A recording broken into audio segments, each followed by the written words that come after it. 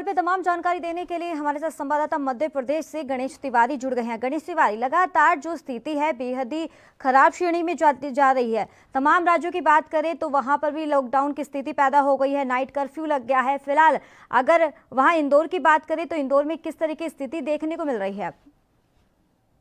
निश्चित तौर पर देखिए करिश्मा,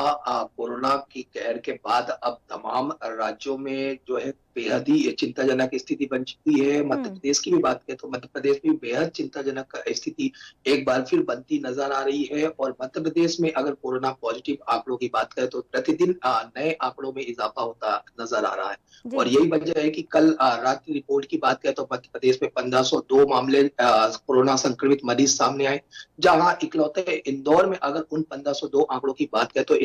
इकलौते इंदौर में 387 मामले सामने आए, जिसके बाद निश्चित तौर पर एक बेहद ही चिंताजनक स्थिति बन चुकी। हालांकि कल अगर मध्य प्रदेश की बात करें तो कल एक रोको टोको अभियान भी चलाया गया, मेरा टास्क मेरी सुरक्षा मेरा मास्क के तहत मुख्यमंत्री शिवराज सिंह चौहान भी इंदौर आए हुए थे, जहां पर उन्होंने लोगों को जागरूक किया, मास्क भी वितरण किया और ज्यादा से ज्यादा मास्क पहनने के लिए प्रेरित किया। साथ ही अगर नई गाइडलाइन की बात करें तो होली में चूंकि जो इंदौर में चूंकि होली का त्योहार काफी ज्यादा मनाया जाता है और इसी को देखते हुए होली में जो निकलने वाली गेयर है या तमाम चीजें हैं उन पर पूरी तरह से पाबंदी लगाई जा चुकी है। और मध्य प्रदेश के मुख्यमंत्री का एक नया नारा मध्य प्रदेश सरकार ने दिया है कि इस बार की होली मेरे घर पे ही होली होगी, मतलब मेरी होली मेरे घर।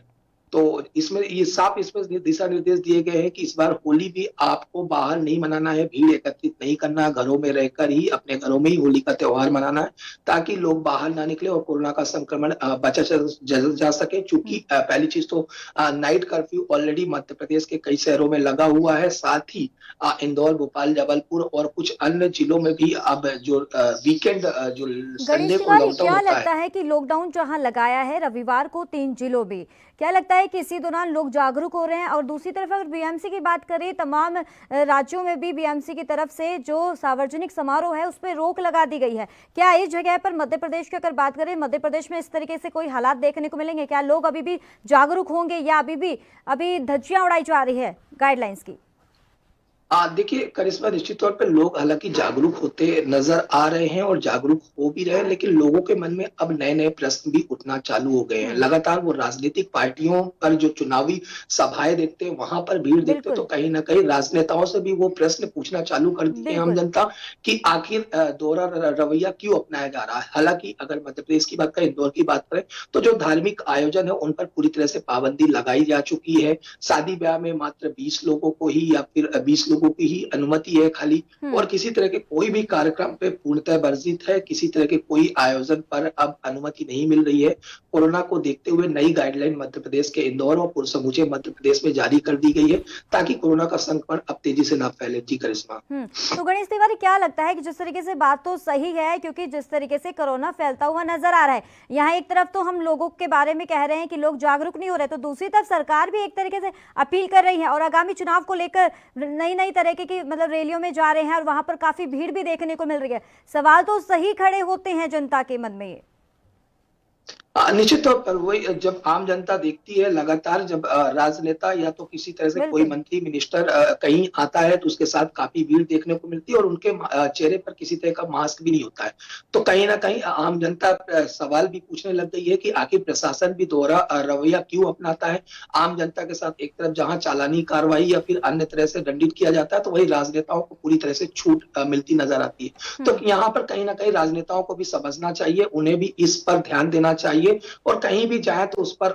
पूरी तरह से जो उनके पीछे या कई लोग उनके चाहने वाले आते हैं उस पर भी, उस भीड़ पर भी अंकुश लगाना जरूरी है, ताकि जनता के मन में एक बार फिर उनके जो दोहरा रवैये का मन में उनके एक सवाल उठता है वो ना उठ सके और कोरोना की महामारी से हम जो इस जंग से हम जीत सके। तो गणेश तिवारी, क्या लगता है कि आगाम जो त्योहार आने वाले हैं, होली की अगर बात करें और वहां पर कहीं ना कहीं अपने जो बाहर जो काम करते हैं, मजदूर की अगर बात करें, मजदूर भी अगर बाहर काम करते हैं, वो अपने आने वाले समय जैसे त्योहार को लेकर अगर बात करें, वहां पर अपने चाहते हैं कि परिवार के साथ होली सेलिब्रेट करें, वो घर में ही करें, क्योंकि बीएमसी ने जो जिस तरीके से बताया जा रहा है कि सार्वजनिक समारोह में रोक लगा दी गई है, क्या लगता है कि उनके लिए भी कुछ नई गाइडलाइन जारी की गई है? देखिए अभी किसी तरह से पहली चीज तो आने जाने पे अभी किसी तरह का प्रतिबंध नहीं है किसी के, हालांकि सिर्फ महाराष्ट्र से जो आने वाले लोग हैं उनकी थर्मल स्क्रीनिंग जारी है और 7 दिनों का जो है क्वारंटाइन हो रहा है, लेकिन किसी तरह से अन्य जिलों से या फिर बाहरी जो लोग आ रहे हैं आवागमन कर रहे हैं उनके आने जाने में हालांकि रोक नहीं है। लेकिन अगर कोई आता भी है तो उसे अपने परिवार के साथ इस बार होली घर पर ही मनाना होगा, किसी तरह से बाहर निकलने की अनुमति नहीं दी जाएगी। और दूसरी बात, चूंकि इस बार जो होली है वो है रविवार को है, रविवार को ऑलरेडी मध्य प्रदेश के 3 शहरों में पहली चीज तो लॉकडाउन होता है और इसके बाद ही मध्य प्रदेश के गृह मंत्री और मुख्यमंत्री दोनों ने साफ दिशा निर्देश दिए कि अगर जिन जिलों में 20 से ज्यादा आंकड़े आ रहे हैं वहां पर भी रविवार को इस होली पर कुछ ना कुछ प्रतिबंधन लगाए जा सकते हैं, तो यानी गणेश कि तिवारी, लॉकडाउन अब का बात करें यात्रियों की, जिस तरीके से लगातार मध्य प्रदेश के 3 जगह पर, ऐसे 3 जिलों में कोरोना संक्रमित के जो आंकड़े हैं बेहद ही डराने वाले हैं, लगातार बढ़ते हुए नजर आ रहे हैं, जिसके चलते एक कठोर जो एक्शन लिया है वहां पर कठिन। और अगर वहां की बात करें यात्रियों की, क्या वहां पर क्या टेस्ट किए जा रहे हैं यात्रियों के?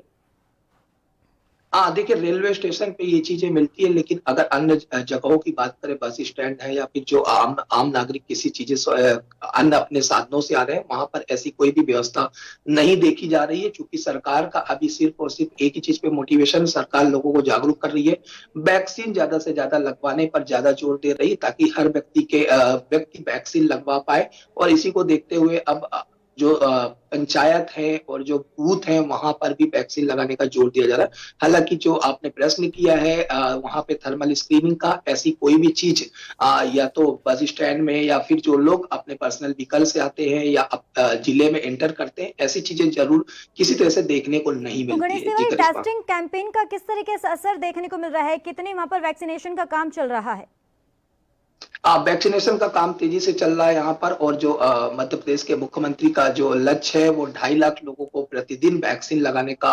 कार्य पर जोर दिया जा रहा है। तो वैक्सीन अब सभी को लग रही है, क्योंकि अभी 1 अप्रैल से 45 साल के ऊपर वाले लोगों को भी वैक्सीन लगाई जाएगी। तो पूरी तरह से मध्य प्रदेश सरकार का हालांकि वैक्सीन को लेकर ज्यादा से ज्यादा जोर है और यही मुख्यमंत्री का लक्ष्य है कि 2.5 लाख लोगों को प्रतिदिन मध्य प्रदेश में वैक्सीन लग सके। इसी को लेकर उन्होंने प्रधानमंत्री से भी ज्यादा से ज्यादा वैक्सीन जो है उपलब्ध कराने की उन्होंने रिक्वेस्ट की है। तो मध्य प्रदेश सरकार ज्यादा से ज्यादा अगर जोर दे रही है तो वैक्सीन लगाने पर ज्यादा जोर दे रही है। जी करिश्मा। चलिए, बहुत बहुत शुक्रिया गणेश तिवारी तमाम जानकारी देने के लिए। तो इस खास बुलेटिन में फिलहाल इतना ही, दीजिए इजाजत, नमस्कार।